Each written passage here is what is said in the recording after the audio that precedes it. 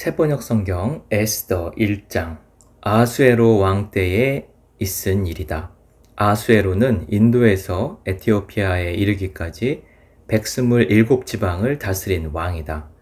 아수에로 왕은 도성 수산에서 왕위에 올라 나라를 다스린 지 3년째 되던 해에 모든 총독들과 신하들을 불러서 잔치를 베풀었다. 페르시아와 메대의 장수들과 귀족들과 각 지방 총독들을 왕궁으로 초대하여 자기 왕국이 지닌 영화로운 부요와 찬란한 위엄을 과시하였다. 잔치는 여러 날 동안 무려 180일이나 계속되었다. 이 기간이 끝난 뒤에 왕은 도성수산에 있는 백성을 빈부귀천을 가리지 않고 모든 왕궁 정원 안뜰로 불러들여서 이래 동안 잔치를 베풀었다. 정원에는 흰 실과 붉은 빛 털실로 짠 휘장을 쳤는데 그 휘장은 대리석 기둥에 은고리에 흰 실과 보랏빛 실로 꼰 끈으로 매달았다. 화반석과 백석과 운모석과 흑석으로 덮인 바닥에는 금과 은으로 입힌 의자들이 놓여 있었다. 술잔은 모두 금잔이었는데 모양이 저마다 달랐다.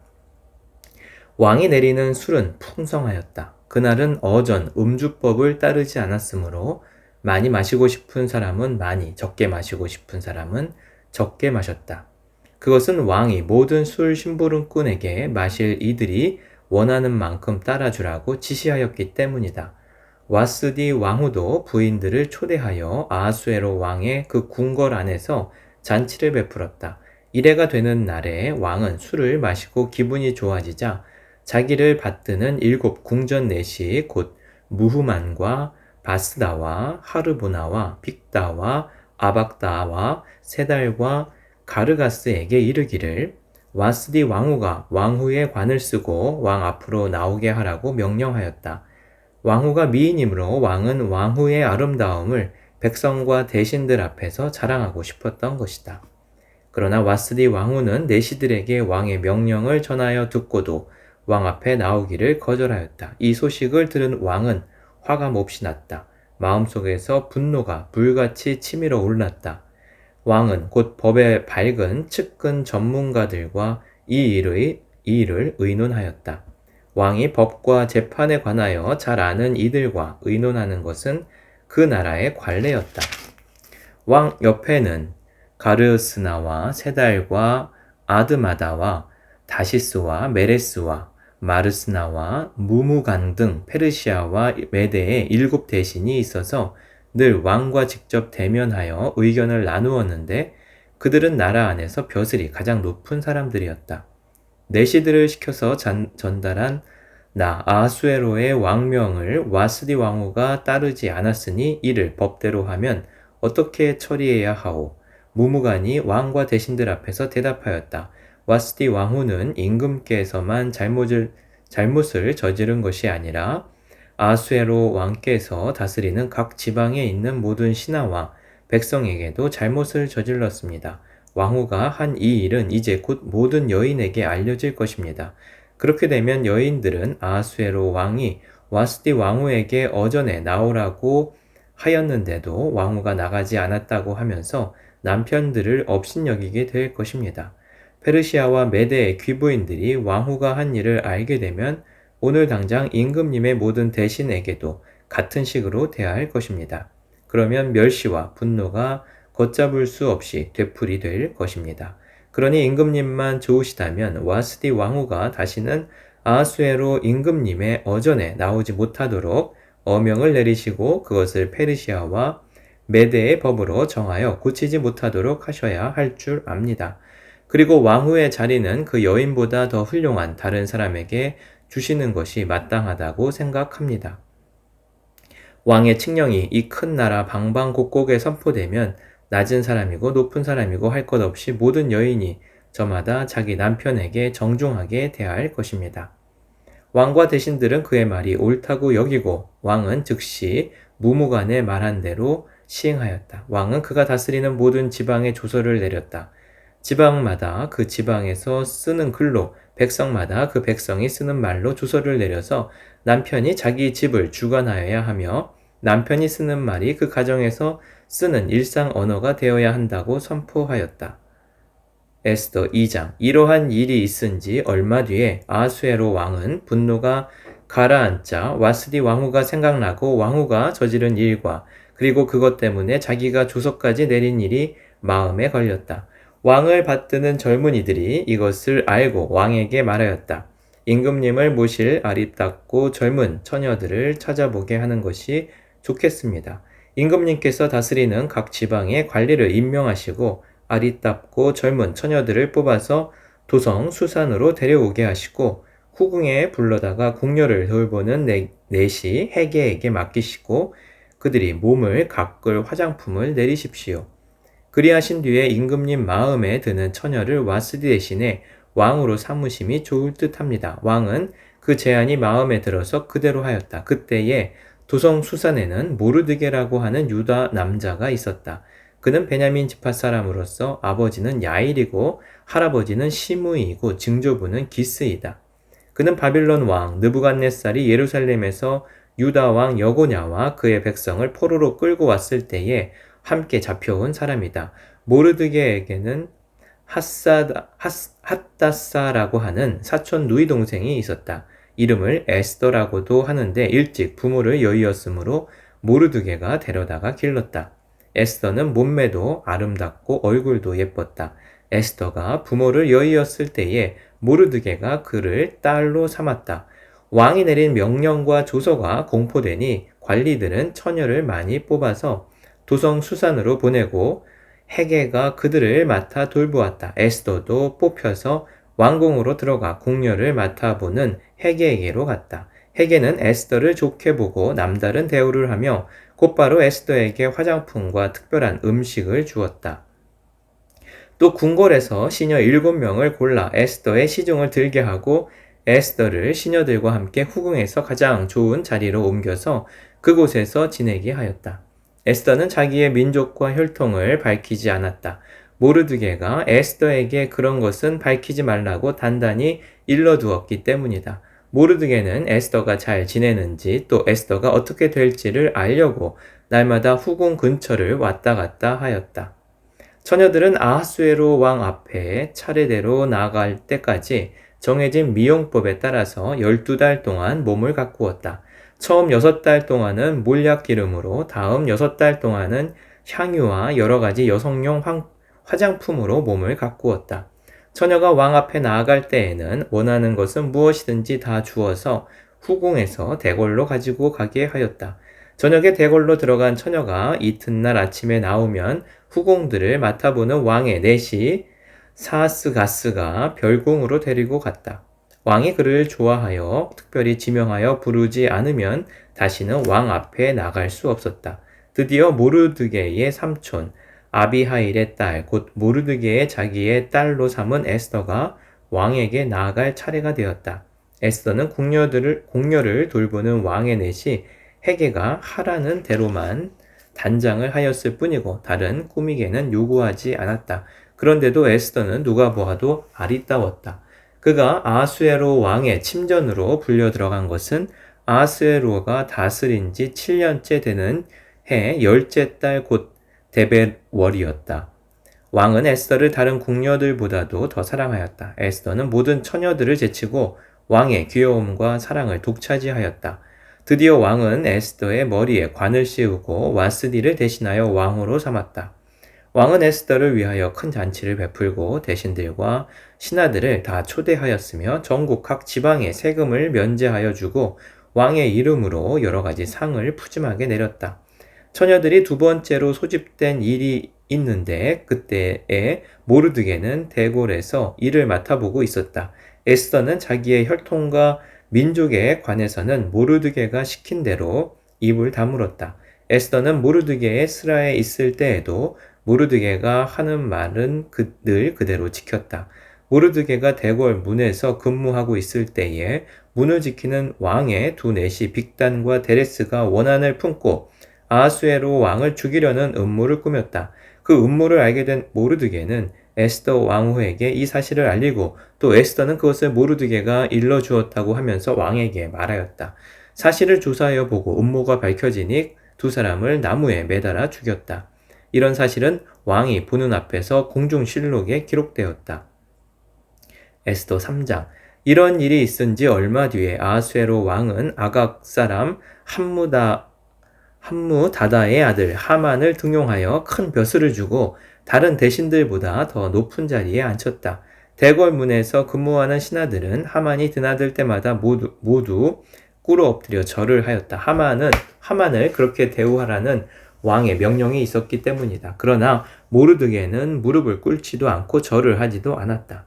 모르드게가 그렇게 하니 대궐문에서 근무하는 왕의 신하들이 모르드게를 나무랐다. 어찌하여 왕의 명령을 지키지 않소? 그들이 날마다 모르드게를 타일렀으나 모르드게는 그들의 말을 듣지 않았다. 마침내 그들은 하만에게 이런 사실을 알렸다. 그들은 모르드게가 스스로 유다 사람이라고 말한 적이 있으므로 그의 그런 행동이 언제까지 용납될 수 있는지 두고 볼 셈이었다. 하만은 모르드게가 정말로 자기에게 무릎을 꿇지도 않고 자기에게 절도 하지 않는 것을 보고 화가 잔뜩 치밀어 올랐다. 더욱이 모르드게가 어느 민족인지를 알고서는 하만은 모르드게 한 사람만을 죽이는 것은 너무 가볍다고 생각하였다. 하만은 아하수에로가 다스리는 온 나라에서 모르드게와 같은 결의인 유다 사람들을 모두 없앨 방법을 찾았다. 아하수에로 왕 12년 첫째 달 니산월이다. 사람들은 유다 사람들을 어느 달 어느 날에 죽일지 그날을 받으려고 하만이 보는 앞에서 주사위에 일종인 부르를 던졌다. 주사위가 12째 달인 아달월 13일에 떨어졌다. 하만은 아하수에로 왕에게 말하였다. 임금님께서 다스리시는 왕국의 여러 지방에 널리 흩어져 사는 민족이 하나 있는데 그들은 자기들끼리만 모여 삽니다. 그들의 법은 다른 어떤 백성들의 법과도 다릅니다. 더욱이 그들은 임금님의 법도 지키지 않습니다. 임금님께서 그들을 그냥 두시는 것은 유익하지 못한 일이라고 생각합니다. 임금님께서만 좋으시다면 그들을 모두 없애도록 조서를 내려 주시기를 바랍니다. 그러면 저는 은화 10,000달란트를 임금님의 금고 출납을 맡은 관리들에게 주어서 입금시키도록 하겠습니다. 그러자 왕은 자기 손가락에 끼고 있는 인장 반지를 빼서 아각 사람 함무다다의 아들인 유다 사람의 원수 하만에게 맡겼다. 왕이 하만에게 일렀다. 그 돈은 경의 것이요. 그 백성도 경에게 맡길 터이니 알아서 좋을 대로 하시오. 첫째 달 13일에 왕의 서기관들이 소집되었다. 그들은 하만이 불러주는 대로 각 지방의 글과 각 민족의 말로 조서를 만들어서 왕의 대신들과 각 지방의 총독들과 각 민족의 귀족들에게 보냈다. 조서는 아하수에로 왕의 이름으로 작성되었고 거기에 왕의 인장반지로 도장을 찍었다. 그렇게 한 다음에 보발꾼들을 시켜서 그 조서를 급히 왕이 다스리는 모든 지방으로 보냈다. 그 내용은 12째 달인 아달월 13일 하루 동안에 유다 사람들을 남녀노소 할 것 없이 모두 죽이고 도륙하고 진멸하고 그들의 재산을 빼앗으라는 것이다. 각 지방에서는 그 조서를 법령으로 공포하여 각 민족에게 알리고 그날을 미리 준비하게 하였다. 왕의 명령이 떨어지자 곧 보발꾼들이 떠나고 도성 수산에도 조서가 나붙었다. 왕과 하만은 함께 술잔을 기울이며 앉아 있었지만 수산성은 술렁거렸다. 에스더 4장. 모르드게는 이 모든 일을 알고서 옷을 찢고 굵은 베옷을 걸치고 재를 뒤집어 쓴 채로 성 안으로 들어가서 대성통곡을 하였다. 그런데 굵은 베옷을 입고서는 어느 누구도 대궐문 안으로 들어갈 수 없었으므로 그는 대궐문 밖에 주저앉았다. 왕이 내린 명령과 조서가 전달된 지방마다 유다 사람들은 온통 탄식하고 금식하며 슬프게 울부짖었다. 모두들 굵은 베옷을 걸치고서 제 위에 누웠다. 에스더의 시녀들과 내시들이 에스더에게 가서 모르드게가 당한 일을 말하니 왕후는 크게 충격을 받았다. 에스더가 모르드게에게 옷을 보내며 굵은 베옷을 벗고 평상복으로 갈아입기를 권하였지만 모르드게는 듣지 않았다. 에스더는 왕이 자기를 보살피라고 보내준 궁전 내시 가운데서 하닥을 불러서 무엇 때문에 모르드게가 괴로워하는지 왜 그러는지 알아보라고 하였다. 하닥은 대궐문 앞 도성 광장에 있는 모르드게에게로 갔다. 모르드게는 자기에게 일어난 일을 처음부터 끝까지 하닥에게 모두 이야기하였다. 하만이 유다 사람을 모조리 없애려고 왕의 금고 출납을 맡은 관리들에게 주어 입금하겠다고 약속한 돈의 정확한 액수까지 밝혔다. 모르드게는 수산성에 선포된 유다 사람을 전멸시키라는 칙령의 사본을 하닥에게 건네주면서 에스더에게 그것을 보이고 설명하여 드리라고 하였다. 또한 모르드게는 에스더가 직접 어전에 나아가서 왕에게 자비를 구하고 최선을 다하여 자기 결례를 살려달라고 탄원하도록 하닥을 시켜서 부탁하였다. 하닥은 돌아가서 모르드게에게 들은 이야기를 에스더에게 전하였다. 에스더는 다시 하닥을 보내서 모르드게에게 이렇게 전하라고 하였다. 임금님이 부르시지 않는데 안뜰로 들어가서 왕에게 다가가는 자는 남자든지 여자든지 모두 사형으로 다스리도록 되어 있습니다. 이러한 법은 모든 신하들과 왕이 다스리는 모든 지방 백성들이 다 알고 있습니다. 다만 임금님이 금으로 만든 규를 내밀어서 목숨을 살려주실 수는 있습니다. 그런데 임금님이 나를 부르지 않으신 지가 벌써 30일이나 되었습니다. 하닥 일행이 에스더의 말을 그대로 모르드게에게 전하니 모르드게는 그들을 시켜서 에스더에게 다음과 같이 전하라고 하였다. 왕후께서는 궁궐에 계시다고 하여 모든 유다 사람이 겪는 재난을 피할 수 있다고 생각하십니까? 이런 때에 왕후께서 입을 다물고 계시면 유다 사람들은 다른 곳에서라도 도움을 얻어서 마침내는 구원을 받고 살아날 것이지만 왕후와 왕후의 집안은 멸망할 것입니다. 왕후께서 이처럼 왕후의 자리에 오르신 것도 바로 이런 일 때문인지 누가 압니까? 에스더는 다시 그들을 시켜서 모르드게에게 이렇게 전하라고 하였다. 어서 수산에 있는 유다 사람들을 한 곳에 모으시고 나를 위하여 금식하게 하십시오. 사흘 동안은 밤낮 먹지도 마시지도 말게 하십시오. 나와 내 시녀들도 그렇게 금식하겠습니다. 그렇게 하고 난 다음에는 법을 어기고서라도 내가 임금님께 나아가겠습니다. 그러다가 죽으면 죽으렵니다. 모르드게는 나가서 에스더가 일러준 대로 하였다. 에스더 5장. 금식한 지 사흘째 되는 날에 에스더는 왕후의 예복을 입고 대궐 안뜰로 들어가서 대궐을 마주보고 섰다. 그때 왕은 어전 안에 왕좌에서 문 쪽을 바라보고 앉아 있었다. 왕이 에스더 왕후가 뜰에 서 있는 것을 사랑스러운 마음으로 바라보고 쥐고 있던 금규를 에스더에게 내밀자 에스더가 가까이 다가가서 그 귀의 끝에 손을 대었다. 왕이 그에게 말을 건네었다. 웬일이오 에스더 왕후, 무슨 소청이라도 있소. 당신에게라면 나라의 절반이라도 떼어주겠소. 에스더가 말하였다. 임금님께서 허락하시면 내가 오늘 잔치를 차리고 임금님을 모시고 싶습니다. 하만과 함께 오시면 좋겠습니다. 왕은 곧 명령을 내렸다. 에스더의 말대로 하겠다. 곧 하만을 들라 하여라. 왕과 하만은 에스더가 베푼 잔치에 갔다. 함께 술을 마시다가 왕은 또다시 에스더에게 물었다. 당신의 간청이 무엇이오? 내가 들어주겠소. 당신의 소청이면 나라의 절반이라도 떼어주겠소.